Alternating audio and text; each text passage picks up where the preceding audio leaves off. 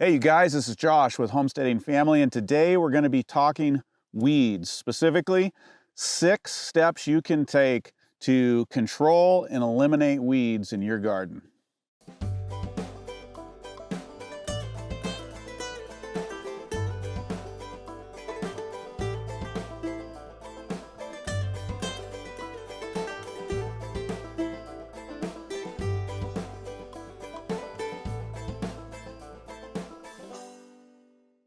All right, so it is August here in North Idaho, and it is generally weed season for us. And wherever you're at, there's a time of the year where it usually heats up, it dries out a little bit, and the weeds really get cranky, and it gets hard to control. For some reason, this time of year, the weeds are really going, harvest is starting to come in, having to water more, and it gets hard to keep up with the weeds, and the conditions that that they like really abound right now. And so this is the time when it can be really hard to keep up. So I've got some strategies for you, some that are long-term that you might have to plan into next year, some that you can apply right now, but that will really help you control and even eliminate a lot of your weeds. And before we get into those, though, let's talk a few minutes about what are weeds, right? Everybody's got a different idea. And in general, aside from specific varieties, weeds are anything that you don't want growing in your garden or in your space, anything that's competing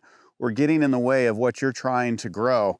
For us, we've got purslane, we've got bindweed, we've got horsetail, we've got mallows, lamb's quarter.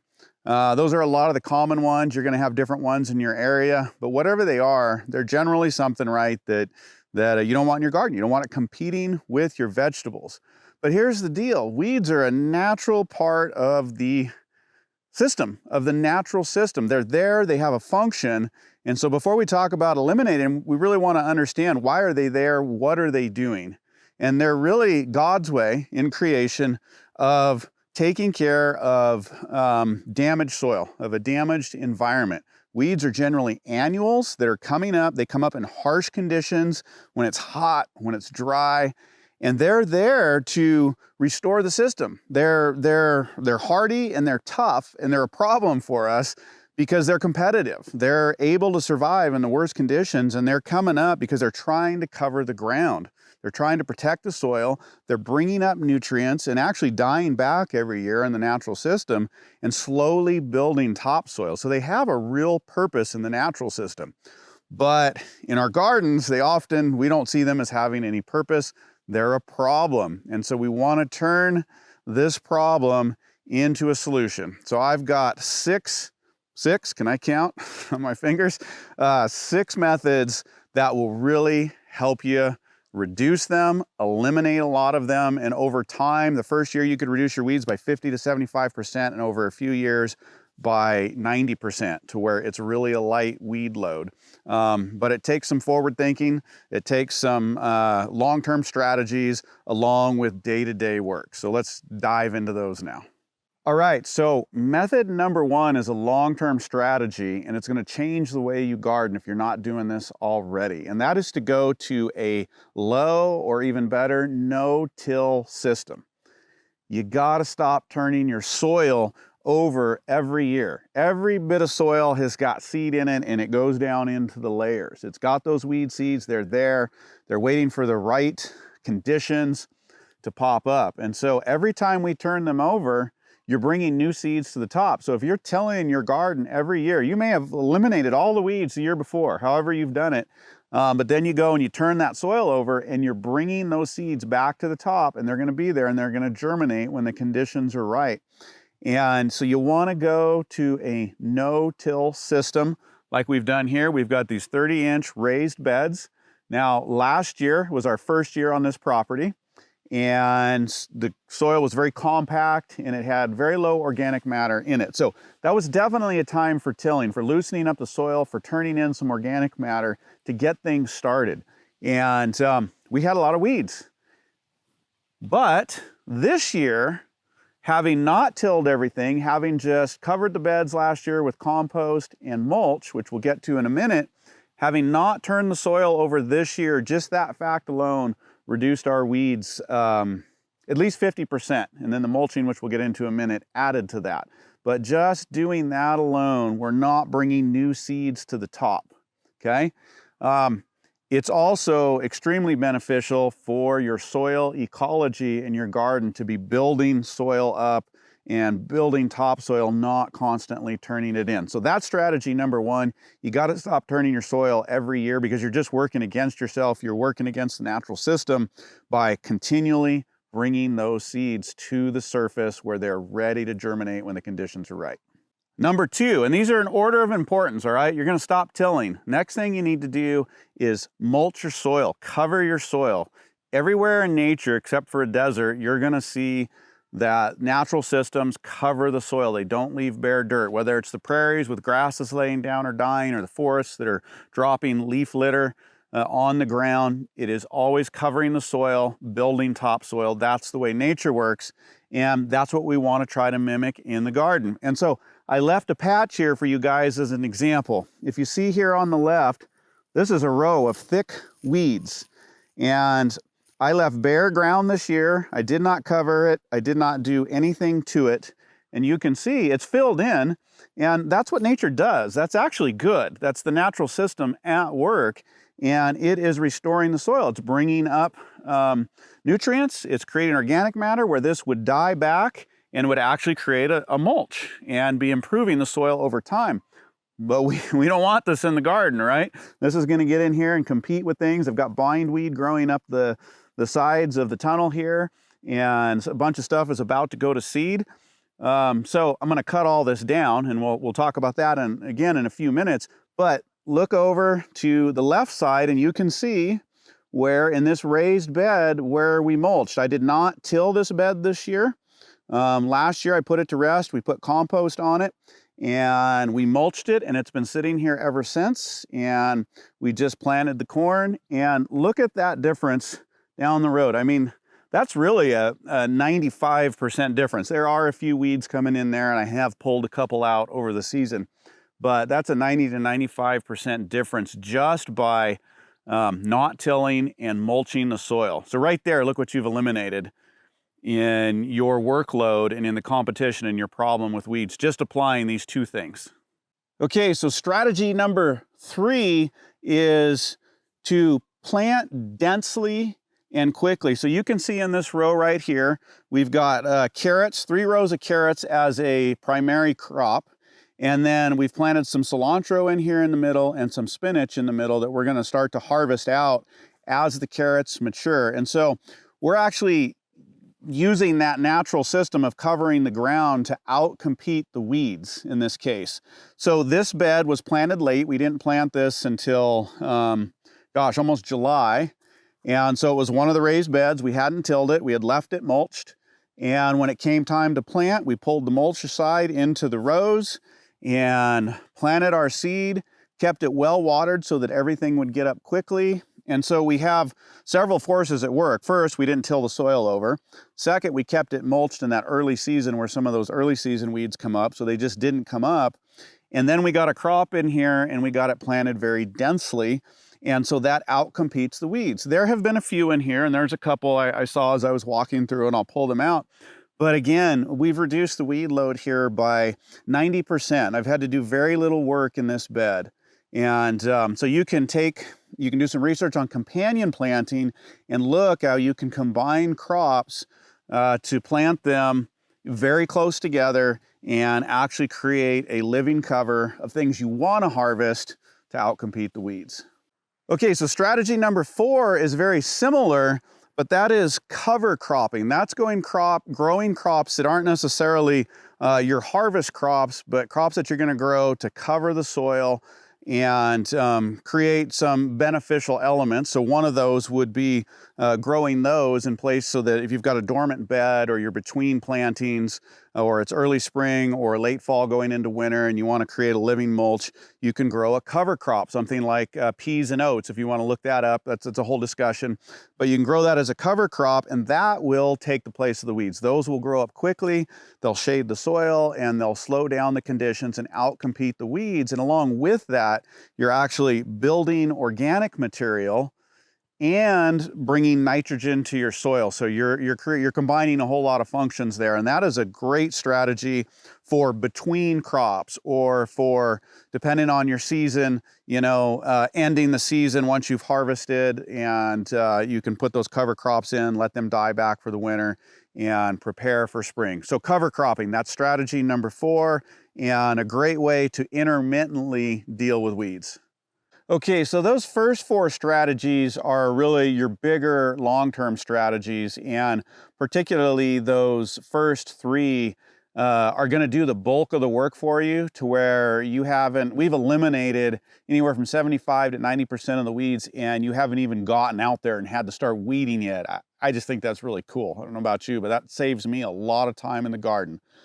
But weeds are still going to come up. We're not going to get rid of them completely. We're going to work in the soil. We're going to stir it up sometimes. Wind's going to blow things in. And some things are just very persistent depending on what you've got growing. And they come up anyways. Things happen. So you're still going to get some. And so the next strategy is a daily strategy. And that is just getting yourself out into the garden every day and harvesting the weeds, pulling them when they're small, when they're easy to get out, they're easy to pull up by the root. We don't want to just cut them off. We want to pull the whole thing out. I'm going to get this purslane, pull it all the way out. And of course, some of the other strategies we're talking about leaves for a nice tilth and a nice soil. So you see that everything here is coming out really easily. And I've got my garden work scheduled so that in this main crop garden's a little under 1/4 acre, and in 7 days, I can have covered the whole thing, a few minutes every day, just coming through, doing a couple rows a day. I won't leave that guy, that's a little chard coming up. And just pulling the weeds. You can see this one I missed, but if you get to the whole thing about every 7 days, it's just not very much work. And while you're out here, you're examining your crops. You're looking at what's happening. You can see here we need to water. It's a little dry on top. And so it's about time to get some water on here. So that helps me remember that I need to get watering. It helps me check for bugs or any problems. A lot of times this chard, when it gets in contact with the ground, gets a little fungus. So this reminds me I want to get out here and start to trim up some of the leaves on the chard so that it's growing more uprightly. So that's strategy number 5, right? Is just getting out into the garden daily, having a plan, and pulling your weeds, not cutting them off. A lot of them are going to come right back from the root. So get them when they're small, pull them all the way out, and it's a very easy job. It's very relaxing, doesn't take a lot of time, and you're getting your eyes on the soil, or on the garden, you're getting your hands in the soil, and it's a nice time to be out there. All right, so method number 6, which is what I call chop and drop, and that is when the weeds just get ahead of you. I've allowed this here to happen intentionally, this whole strip, to demonstrate what happens when you don't cover the soil. So we're going to apply the chop and drop here, but it does happen. I've got some other areas in the garden. Sometimes you just miss weeds. This area like the corn, certain things get going up in there. You don't see them, you come through, and then one day you go, whoa, where'd that come from? You've got some big plants going. This is actually a cultivated amaranth, but we've got a lot of wild amaranth. You start to see it's going to seed, and you're going, oh man, I don't want that to go to seed. And so you don't need to stress, you don't need to worry. You can just come in and cut them down. Now this row here, I'm gonna come in and weed whack, but for sake of demonstration, there's a lot of things in here that are flowering and they're going to seed. I just wanna get them before they go to seed. And so you can just come through and start to cut everything out.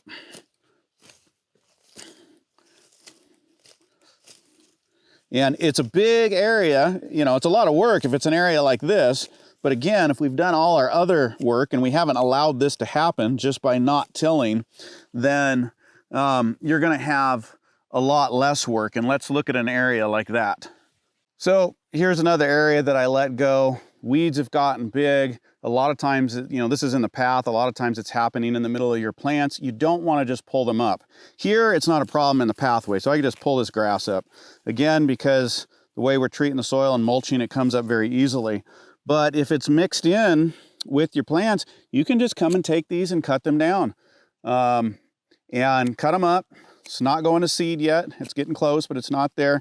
And you can mulch with it. And I've done it with areas like we were just at, where we've cut the whole area down, and it actually creates a mulch if you haven't gotten the mulching. So you can take all this organic material that nature is growing for you and actually turn it into a mulch or into a compost. Now, here's the one caveat. If they do get away from you and they're starting to go to seed and you're not sure, you're going to cut them down. You're not going to pull them up if they're near your plant, so they're not disturbing the root structure of your vegetables.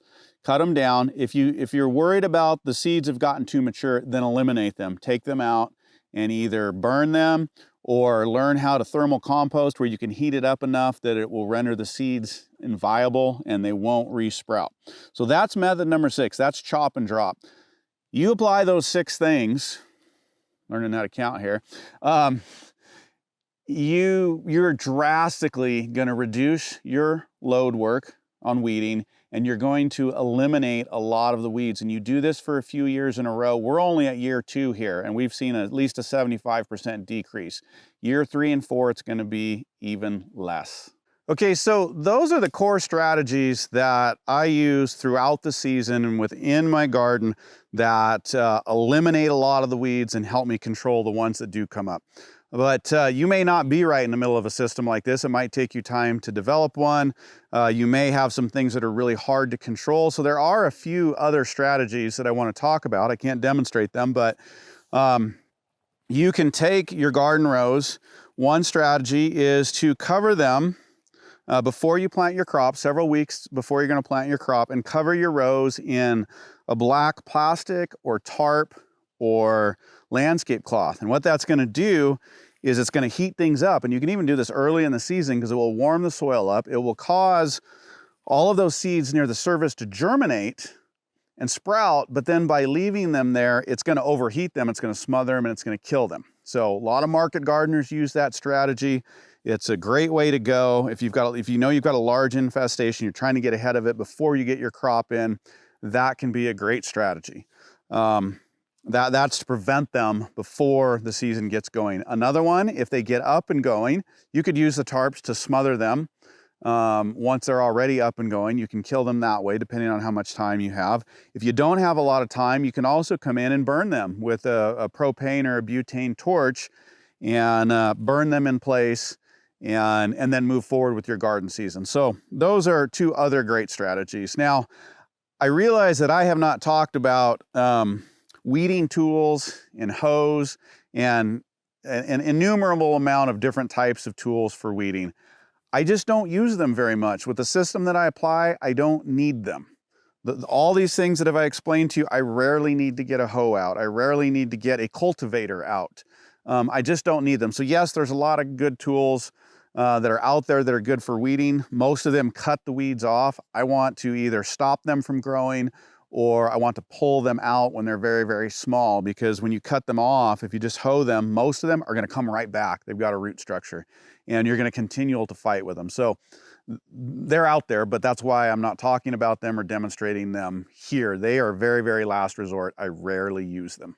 Okay, so that's it, guys. If you apply those 6 methods, you're going to make weeding you're going to about eliminate it and make it really, really easy and make your garden much more enjoyable. Remember, we're always trying to mimic natural systems, work with natural systems. So when we understand what weeds are, how the soil works, how the natural system works, we can work to mimic that.